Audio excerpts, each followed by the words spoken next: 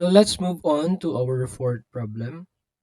Now, this is a nice problem because it doesn't only shows us that there is a deposit made at the beginning and then what is the expected value at the end.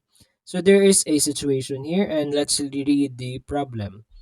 A site engineer placed 250,000 pesos in savings account earning 7% compounded annually.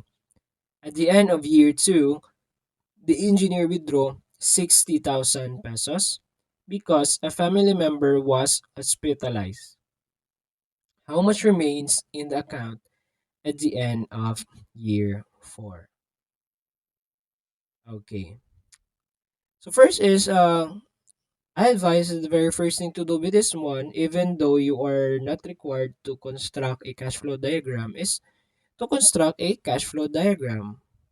The purpose is that we will be able to see graphically the flow or the movement of our money. So we have our year 0 here, year 1, 2, 3, and 4. Okay. So we have an engineer placing 250,000 pesos. So this is a given. Now we identify what is this. This is a fund and he deposited this in a savings account. Since he deposited this, money came out from his hands. So we draw it downward, 250,000. Now the interest rate, we have 7% and this is compounded annually. At the end of year 2, there is a situation. What happened at the end of year 2? There is an emergency and because of that, the engineer withdraw 60,000 pesos. So he withdraw 60,000 pesos. So the deposited 250 account was deducted with 60,000 pesos because a family member has been hospitalized.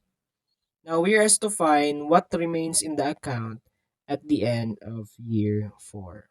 Now if you withdraw all your savings and your interest, how much would that be at the end of year 4?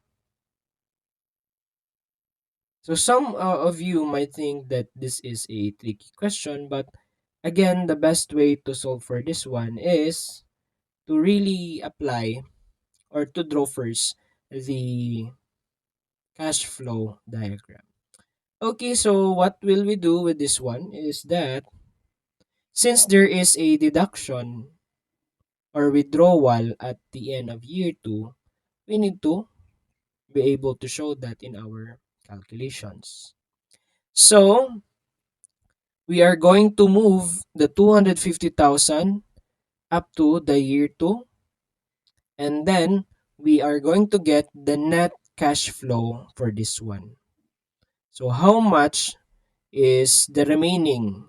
Let us just write this as F sub 2. It means the future amount of 250K at the year 2. So we are just going to apply the the compound interest raised to n. Let me just take note that our R is 7% or 0.07. Since this is compounded annually, our compounding period is 1. That makes our I, which is equal to R over M, as equal to 0.07. And as well, our N, the number of periods, is equal to, you have the M times T times 4. Sorry.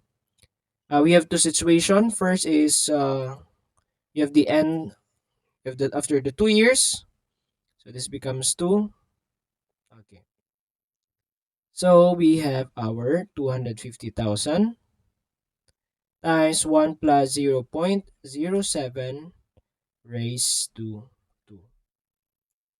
And the 250,000 at that point have already grown into 286,225 pesos.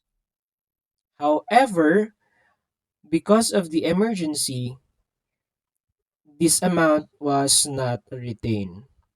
So what was left was this amount. Let's denote this as our P2. This became 286,000 pesos and 225 minus the 60,000 pesos.